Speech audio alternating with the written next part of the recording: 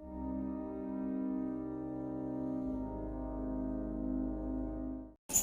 Assalamualaikum. Welcome back to my YouTube channel.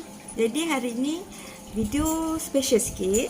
Okay, sebab video ni pun orang yang suruh saya buat. Bukan suruh lah, macam ajak saya buat juga kan, sikit-sikit. Ni saya nak sharekan satu hobi yang saya jarang kongsikan dengan siapa-siapa. Bukan kongsi lah, macam okay, mereka tahu saya ni seorang yang suka membaca buku, tapi saya tak membaca buku di depan kawan-kawan saya. Sebab bila saya dekat depan kawan saya lebih suka berbual.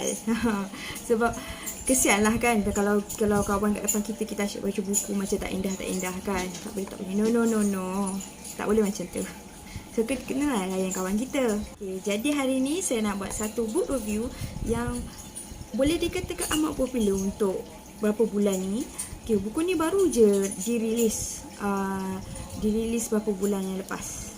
Okay, kalau nak tahu apa buku dia, tadaan, Kapal Tak Akhir di Dunia oleh Temel Abdullah, episod 1. Okay, kat sini dia ada tulis, ada yang perlu dikorbankan untuk terus hidup. Apa maksud dia tu? Untuk pengetahuan anda, buku ni dikeluarkan pada tahun ni dan ini susah sikit tau nak dapat. Dia terus keluarkan 3 jilid terus untuk buku Kapal Tak Akhir di Dunia.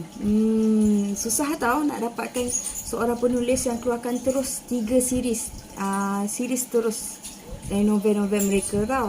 Itu yang pengalaman saya baca lah. Okay, sekarang saya cuba baca dia punya sinopsis. Okay, sinopsis adalah Bokor, sebuah kapal besi gergasi yang asalnya dicipta untuk menghadapi bencana hujan tahi bintang, menjadi satu-satunya tempat manusia berlindung. Meski terasing daripada ancaman dunia luar, penghuni telah dijangkiti pelbagai jenis penyakit dan diasingkan mengikut sektor masing-masing, termasuklah Arya dan adiknya. Namun, kondisi adiknya lebih parah dan memerlukan rawatan segera. Beban Arya semakin terasa apabila bapanya sendiri tidak pernah mempedulikan mereka berdua. Arya yang hidup hanya demi Bokor dan keluarga kian teruji apabila bapanya pula didapati telah melanggar peraturan. Macam mana tu? Dia dilema antara kepentingan keluarga ataupun keamanan seluruh manusia. Okay, ketika konflik kian memuncak, Arya tersedar sesuatu tentang kehidupan dalam Bokor, iaitu sentiasa ada harga besar yang harus dibayar demi kesetiaannya. Kau perlu pilih siapa yang perlu kau perangi, Arya. Itu di dalam quote. Untuk buku ni terdapat 22 chapter. Okay. Dan pada saya permulaannya biasalah pengenalan antara karakter Arya dan adik dia Anna, siapa itu Ora, siapa itu Vuk, siapa itu Maru is it? Apakah itu Mugor? Apa yang mereka perangi? Apa yang mereka sedang berlindung daripada penyakit apa kan? Okay. Pada saya, buku ni penuh sangat perisian dan banyak sangat nasihat pada saya lah. Sebab itu saya lebih suka bila baca, saya kupas sikit apa benda yang dimaksudkan oleh penulis, kupas sikit apa yang hendak disampaikan dan apa yang nasihat yang boleh diambil dari setiap perkataan yang telah ditulis. Okay, sebenarnya kenapa saya kata best, terdapat 2 indikasi yang membuatkan saya suka akan nasihat dan juga suka akan apa yang nak disampaikan dalam buku ni.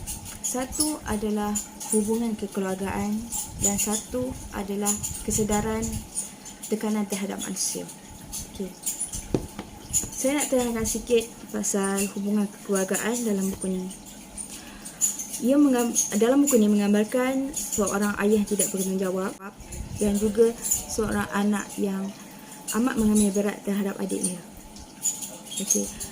Tetapi di dalam satu chapter dan satu episod, walaupun sebenci mana anaknya terhadap bapanya, apabila bapanya hilang ataupun bapanya tak ada lagi dalam dunia, sebersedikit benda itu meninggalkan kesan terhadap anak. Itulah yang dikatakan hubungan seorang bapa dan anak, walaupun sebenci mana, mereka tak akan terputus. Yang kedua adalah isu tekanan. Ini lebih menarik perhatian saya sebab pada saya topik ini amat penting untuk dibicarakan kepada semua masyarakat lah. Sebabkan sebelum ni saya perasan tak banyak orang mengetengahkan isu tekanan dan penyakit jiwa di dalam hati seseorang. Jadi dalam buku ni dia menunjukkan isu tekanan terhadap manusia-manusia dalam bukau untuk meneruskan hidup bila mereka kekurangan makanan, apabila mereka kekurangan sumber.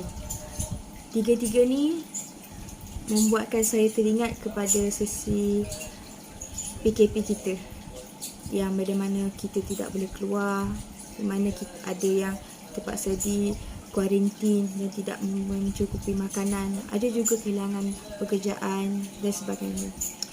Jadi pada saya sumbernya adalah berbeza, tetapi apa tekanan dapat bawa kepada manusia, dapat bawa kepada diri kita adalah sama. Dan juga ia juga berlaku pada kehidupan sebenar kita sebenarnya, kalau kita betul-betul lihat. Dan juga pada saya dalam buku ni, Temel dapat tunjukkan apa tekanan yang dapat lakukan terhadap seseorang, sama ada dalam kalangan masyarakat ataupun individu. Tapi saya nak lebih tekankan tentang isu tekanan individu. Dan ini lebih terselah, isu ini lebih terselah di bahagian chapter terakhir, iaitu dalam 6 chapter terakhir. Dalam buku ni secara tidak langsung Temel menunjukkan tekanan dapat berlaku dalam apa-apa usia dan apa-apa keadaan pun. Jadi itu saja video saya. Jumpa next time. Bye.